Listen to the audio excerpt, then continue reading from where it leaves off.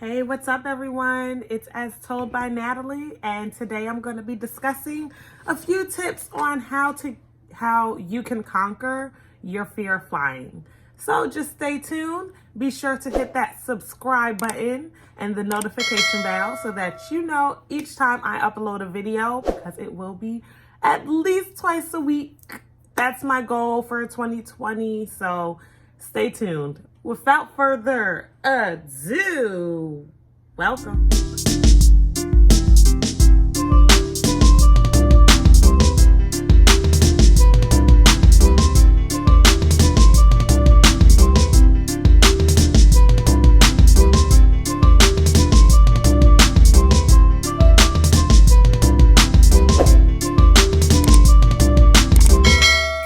Hello, everybody. What's up? It's As Told by Natalie, and today I'm going to be sharing a few tips on how you can conquer your fear of flying. So a few things that I want to tell you before I get started in the tips is that I used to have a fear of flying before I became a flight attendant, so I can totally relate with you guys. I totally understand.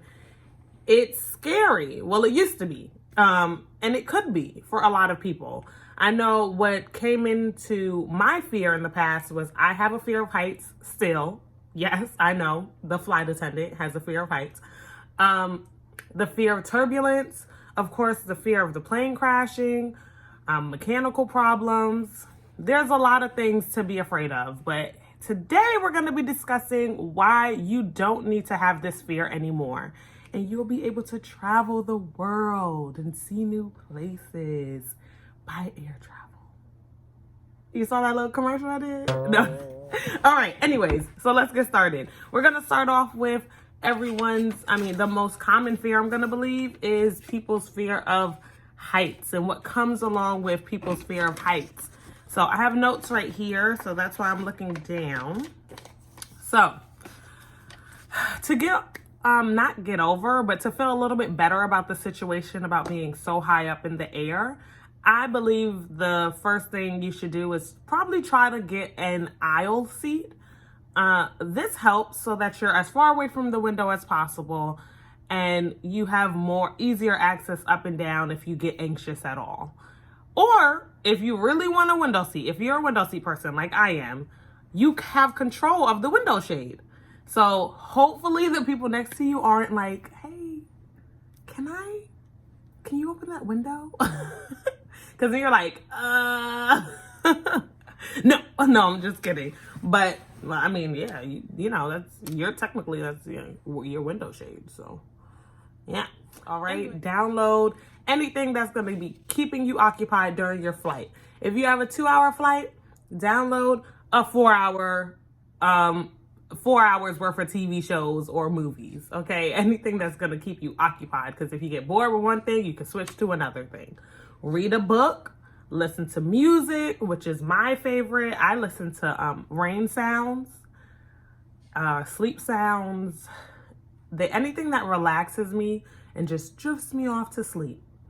Also, go to sleep. Have a nice little travel pillow. So yeah, definitely anything that keeps you occupied during your flight will help tremendously with keeping your mind off of the heights. All right, so moving on to the next, turbulence. So let's go ahead and read a little bit about turbulence. Here's what it says about turbulence on travelandleisure.com. Airplanes travel on wind flow. Most of the time, it's smooth, making for an easy flight. However, sometimes the smooth air turns choppy. Think waves on an ocean, causing the plane to fall and rise and sway as it makes its way across the sky. So I think that's a great analogy to thinking about turbulence. It's like bumps in the road. Just keep in mind that a car was made for the road and its bumps and all of that. A boat was made for the ocean and the waves, and the airplane was made for the sky and its turbulence. It is completely normal. Turbulence is completely normal. I know a few people always tell me when they're on the plane, oh man, when we're in turbulence, people are like, I just look at the flight attendants. do whatever you have to do that helps you feel more easy about the turbulence, because just keep in mind, it's normal. If you want to look at the flight attendants, you'll most likely see that we're just chilling. It kind of soothes me. A little bit of turbulence. It's just like, oh, and I just want to go to sleep. But I mean, of course I can't because I'm working. But but it is pretty soothing. It's like rocking, you know. It's really nice. Another thing could be, if you feel unsafe, be sure to fasten your seatbelt. A lot of the times, the pilots and the flight attendants are aware that there is going to be turbulence in the flight, or about what time there should be turbulence within the flight. So just be attentive and be sure that you're paying attention to the fasten seatbelt sign, and just fasten that seatbelt. It'll make you feel more secure. And if you feel a little bump, you're not like trying to rush for your seatbelt. It's all right. Just keep your seatbelt fastened throughout the flight and you'll feel a lot more comfortable with the situation. And definitely, of course, all of the other things about keeping yourself occupied, reading books, listening to music, definitely will help with that. So moving on to the fear of the plane crashing. Okay, so we're going to look up some statistics. All right. And this is from flyfright.com. By the way, both of these links will be in my description box down below if you want to read more about it. So it says here that 98.6% of crashes did not result in a fatality. Of the 140 plane accidents during the years 2012 and 2016, only 2 of those crashes involved fatalities. There was a 3.37 billion chance of you dying in a commercial airplane crash between 2012 and 2016. 1 in 3.37 billion. Those odds sound amazing to me. So I know you guys always hear that, you know, it's more dangerous driving in a car. It truly is. It's more safe to fly. It's one of the safest ways of transportation.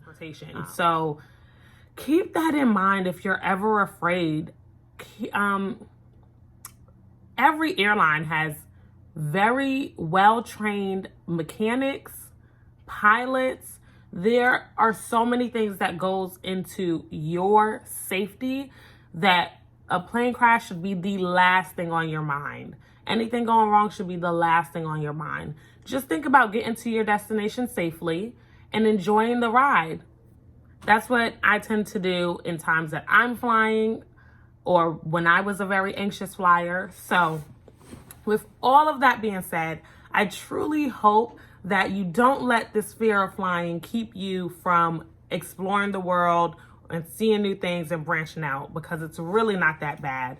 After I became a flight attendant, it just became work. You know, I don't think about being up so high anymore or anything like that. I've definitely conquered my fear of flying, and I hope you conquer your fear of flying, and I truly hope this video helped. Just wanted to say, guys, that I really appreciate all of the support. Once again, please don't forget to subscribe, give this video a thumbs up, and like this video if it helped you in any way, and comment down below if you've ever had a fear of flying. And if you've overcome, what are some tips that you've done to overcome your fear of flying? Once again, thanks for tuning in to It's As Told by Natalie, and I will see you guys in my next video.